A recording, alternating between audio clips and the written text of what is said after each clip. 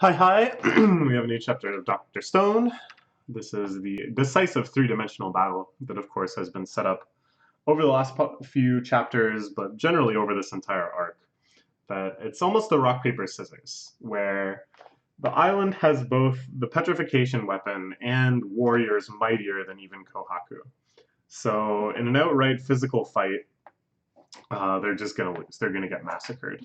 But if the Medusa weapon, the petrification weapon, is deployed on them, they can use science, hopefully, to snag it out of the air and turn the tides of battle. So it's like science beats Medusa, but power beats science. And of course, Medusa has been keeping power in check this entire time. That these warriors had never been able to rise up against the master. Mo, even though he's much stronger than everyone else, unable to seize control because of the threat of Kirisame's petrification. So, at first, it seemed pretty bad for our Kingdom of Science, given that these two forces were both against them, but now a shaky alliance has been made with Mo, nullifying Science's weakness to him.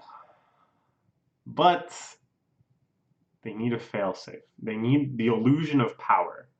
That even though they've been kind of deadlocked in this rock, paper, scissors, they need this gun. They need to be able to shoot the gun at something, have that something blow up, and then point the gun at Mo. This is their only way forward. Okay, so let's see how far we're going to get into this battle. Oh, it's the final battle versus Medusa for Treasure Island. To win this thing, we need 4 pieces of equipment. Once we got those assembled, we can start the operation. So it looks like maybe that will be the focus of this chapter. I'm just kind of curious about how quickly they're going to move through all of this. Like this is really the climax of the entire arc. I don't know. We need hoods, drone, wire, and gun. So they just have gun. I mean, last chapter I talked a lot about my issues with guns and depictions of guns in fiction and gun culture and stuff, but I'll admit, on the other hand, there's a meminess to gun that sometimes I find quite funny. Like, have you ever seen the parody of new Pokemon screenshots? Wait, hold on. Maybe I can just find it quick. I'm sorry. I have to do this.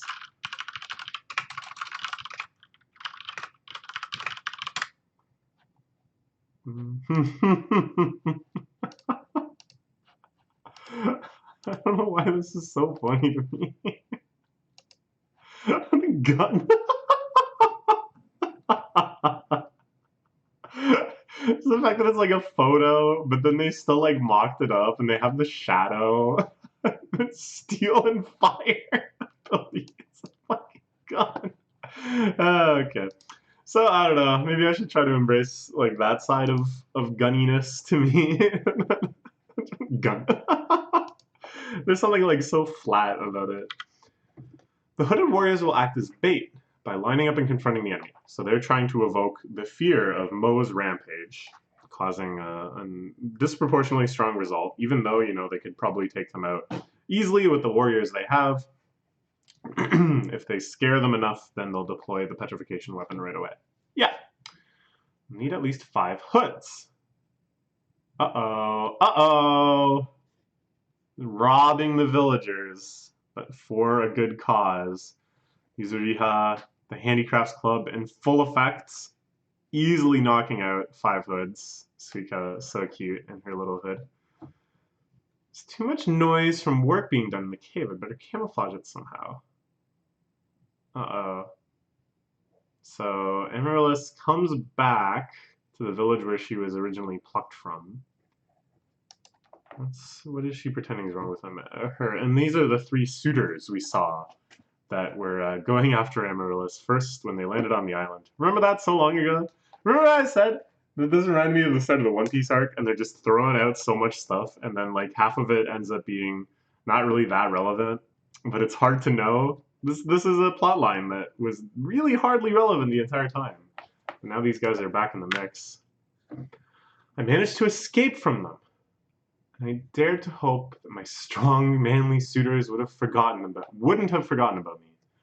I wish to elope with one of you, the strongest one, perhaps the one who can beat the drums hardest at the next festival. She's skeptical about her own performance. She's skeptical about this extremely flimsy excuse, but nope, no problem at all.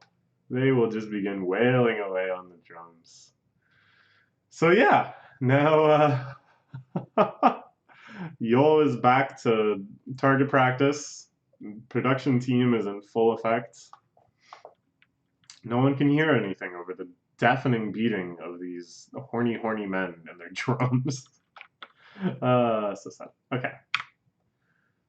Even if you call that, if that bad weapon you call a gun can trip a Mozu enough, how do we require the crucial weapon? Opposed waging a mid-air battle with the drone. They're all just doing their little catchphrase quirk type things.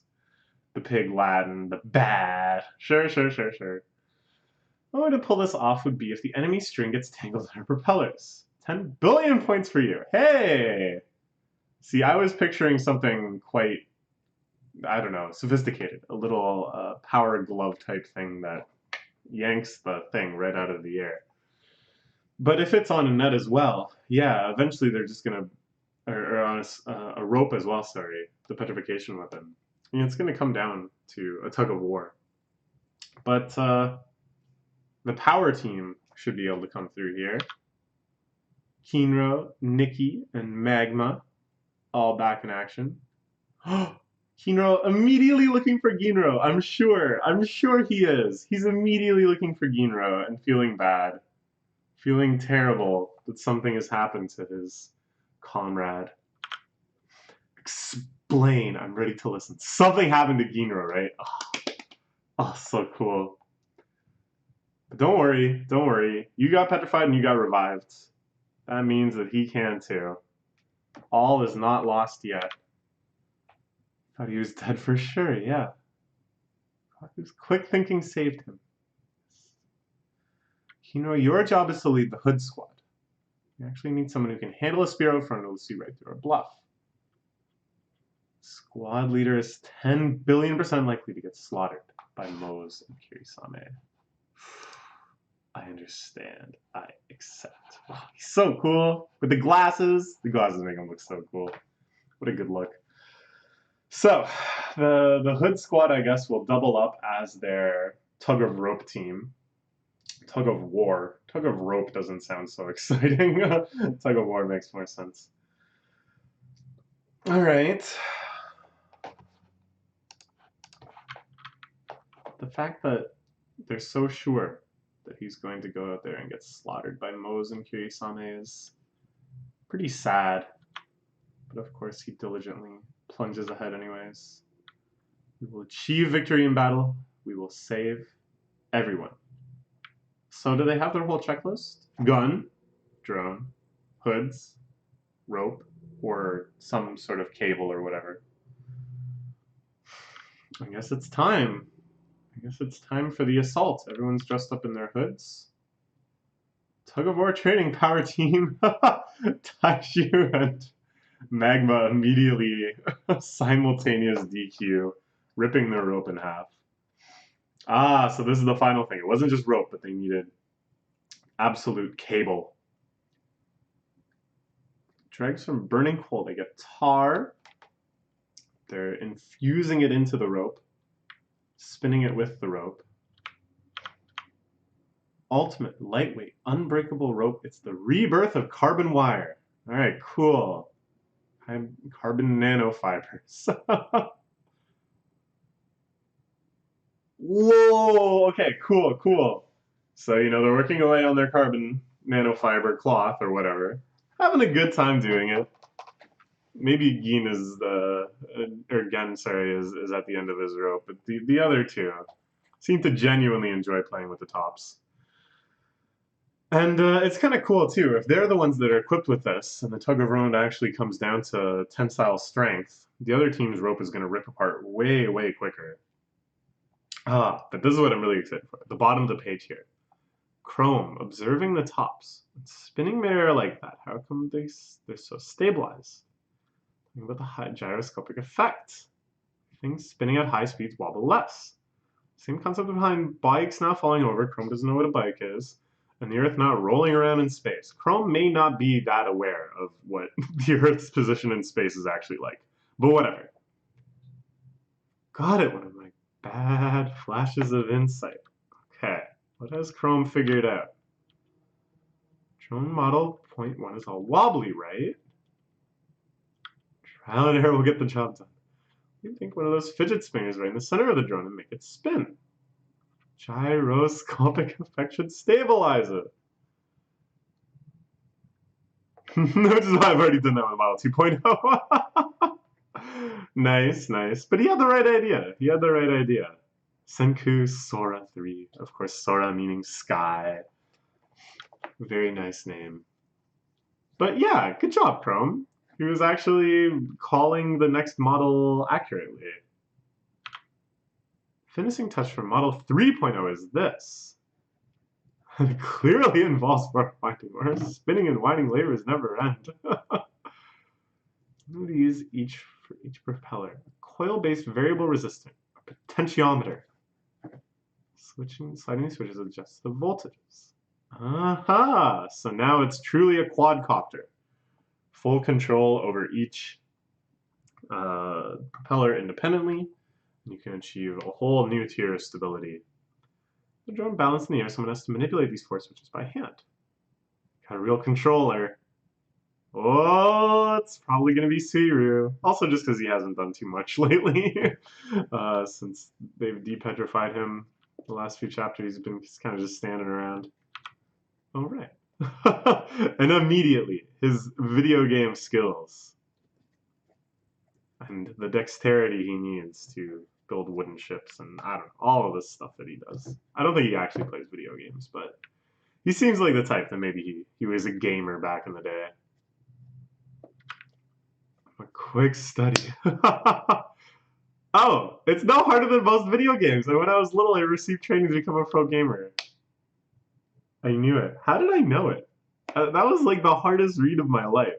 I just knew he was the type to play video games. It just makes so much sense with everything else we know about him. I'm proud of myself. That was like the hardest read imaginable. Alright, so Yo and Suiru ending up in some friendly competition. Magma, of course, always an asshole, seems to be looking at the gun a little longingly. I feel like he's trying to scheme again some way to seize power from Senku, some way to make himself Science Emperor Eternal or whatever the hell his ambitions are anymore. Now we're all equipped. This goes down when the sun rises. Okay, the drone is finished. It's 3.0.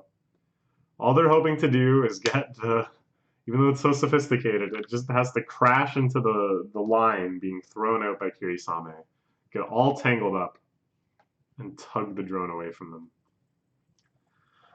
Alright, the three-dimensional battle is underway. So Mo has deployed himself in Kirisame. We can see the other guy here waiting, but it looks like he's willing to deploy those two and hang back. Pretty smart. All our science equipment combined is going to take their Medusa. Get excited. Ginro, of course, with his golden spear, his trademark weapon. And yeah, everything is underway. Let's see what the Hooded Army can do. Let's see if they can force the deployment of the petrification weapon. And then what will happen next after those crucial seconds? We will find out next week. Bye-bye for now.